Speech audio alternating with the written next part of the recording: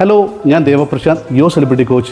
നമുക്കിന്ന് പേഴ്സണൽ ബ്രാൻഡിങ്ങിനെ പറ്റി കുറച്ച് കാര്യങ്ങൾ മനസ്സിലാക്കാം. ഒന്ന്, നിങ്ങളുടെ പബ്ലിക് ഇമേജ് നിങ്ങൾ ഉദ്ദേശിക്കുന്ന രീതിയിൽ തന്നെയാണോ ജനങ്ങൾ പെർസീവ് ചെയ്യുന്നത്? നിങ്ങൾ ആഗ്രഹിക്കുന്ന രീതിയിൽ തന്നെയാണോ പബ്ലിക് നിങ്ങളെ കാണുന്നത്? ഇതാണ് നിങ്ങൾ ആദ്യമായി ചോദിക്കേണ്ട ചോദ്യം. ഇതിനുള്ളൊരു സൊല്യൂഷൻ എന്തെന്ന് പറഞ്ഞാൽ, നമുക്ക് തന്നെ കൃത്യമായി നമ്മുടെ ബ്രാൻഡിനെ പറ്റി കൃത്യമായ ഐഡിയ ഉണ്ടാവണം. നമ്മൾ എങ്ങനെയാണ് പ്ലേസ് ചെയ്യപ്പെടേണ്ടത് എന്നതിനെപ്പറ്റി നമുക്ക് തന്നെ ധാരണ ഉണ്ടെങ്കിൽ അത് ബേസ് ചെയ്തുകൊണ്ട് നമുക്ക് കാര്യങ്ങൾ വർക്കൗട്ട് ചെയ്യുവാനും പ്രോപ്പറായി കാര്യങ്ങൾ ചെയ്യുവാനും ആ ബ്രാൻഡ് സെറ്റ് ചെയ്യുവാനും സാധിക്കുന്നു. ഇത് മനസ്സിലാക്കാൻ നമുക്ക് ചെയ്യാവുന്ന ഒരു ടിപ്പ് എന്ന് പറഞ്ഞാൽ, നമ്മുടെ ഫ്രണ്ട്സ്, റിലേറ്റീവ്സ്, ഫോളോവേഴ്സ്, ക്ലയൻസ് മുതലായവരുടെ അടുത്ത് നമ്മളെ പറ്റിയുള്ള ഫീഡ്ബാക്ക് എടുക്കുക, ടെസ്റ്റിമോണിയൽ എടുക്കുക. അതിൽ നിന്നും അവരെങ്ങനെയാണ് കാണുന്നത് എന്നതിൻ്റെ കൃത്യമായ ഒരു ഐഡിയ നമുക്ക് കിട്ടും.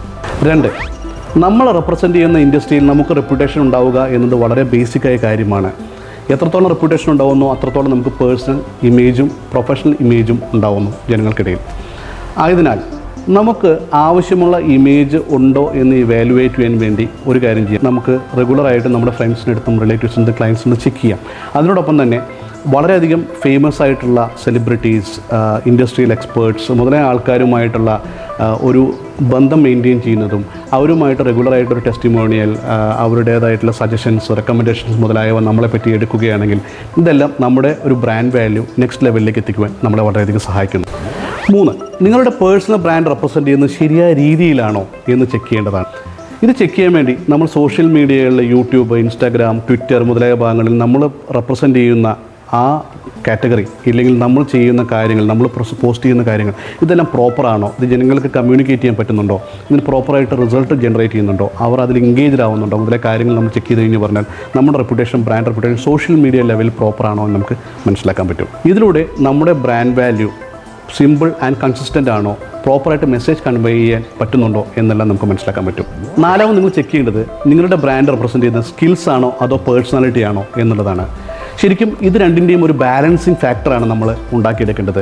ഇത് ചെയ്യുവാൻ വേണ്ടി നമ്മൾ ചെയ്യേണ്ട ചില പോയിന്റുകളുണ്ട്. നിങ്ങളുടെ കരിസ്മ, സ്റ്റോറി, യുണീക്നെസ് മുതലായ കാര്യങ്ങളെല്ലാം നിങ്ങൾ പ്രോപ്പറായിട്ട് കമ്മ്യൂണിക്കേറ്റ് ചെയ്യാൻ പറ്റണം. ഇത് കൂടാതെ തന്നെ നിങ്ങളെ പറ്റിയുള്ള റിവ്യൂസ്, ടെസ്റ്റിമോണിയൽസ് മുതലായ കാര്യങ്ങൾ പ്രോപ്പറായി ഹൈലൈറ്റ് ചെയ്യുവാൻ നിങ്ങൾ ശ്രമിക്കേണ്ടതാണ്. 5, നിങ്ങളുടെ USP എന്താണ്, അല്ലെങ്കിൽ നിങ്ങളെ എങ്ങനെയാണ് മറ്റുള്ളവരിൽ നിന്നും ഡിഫറൻഷിയേറ്റ് ചെയ്യുന്നത്?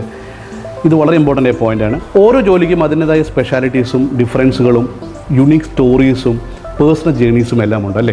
ഇതെല്ലാം നമ്മൾ പ്രോപ്പറായിട്ട് കമ്മ്യൂണിക്കേറ്റ് ചെയ്യുകയാണെങ്കിൽ, നമ്മുടെ ക്ലയൻസുമായി കമ്മ്യൂണിക്കേറ്റ് ചെയ്യുകയാണെങ്കിൽ ഇതിലൂടെ നമ്മുടെ USP ബിൽഡ് ചെയ്യുവാൻ നമുക്ക് സഹായം നേടുന്നു. ഇവിടെ നമ്മൾ ചെയ്യേണ്ടത് പറഞ്ഞാൽ, നമുക്ക് ചില പ്രത്യേകതകളുണ്ട്, നമുക്ക് ചില യുണീക്നെസ് ഉണ്ട് എന്ന് ജനങ്ങളുടെ മുമ്പിൽ പ്രൂവ് ചെയ്യുക എന്നുള്ളതാണ്.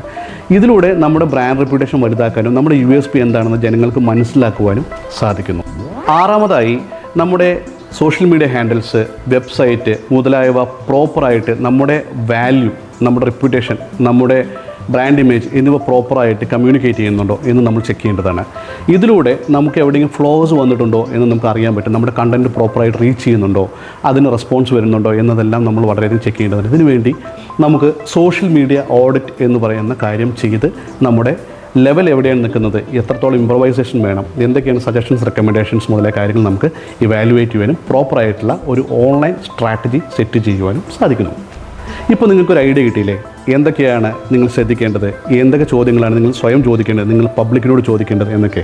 ഇതിലൂടെ നിങ്ങൾക്ക് പ്രോപ്പറായിട്ടുള്ള brand evaluation, brand reputation, public feedback മുതലായ കാര്യങ്ങൾ കിട്ടുകയും അതുകൂടാതെ തന്നെ നിങ്ങൾക്ക് പ്രോപ്പറായിട്ട് നിങ്ങളുടെ പേഴ്സണൽ ബ്രാൻഡ് സെറ്റ് ചെയ്യുവാനും സാധിക്കും. അപ്പോൾ ഇതിനെപ്പറ്റി കൂടുതലായിട്ട് അറിയുവാനായി യു ക്യാൻ കോൺടാക്ട് മീ.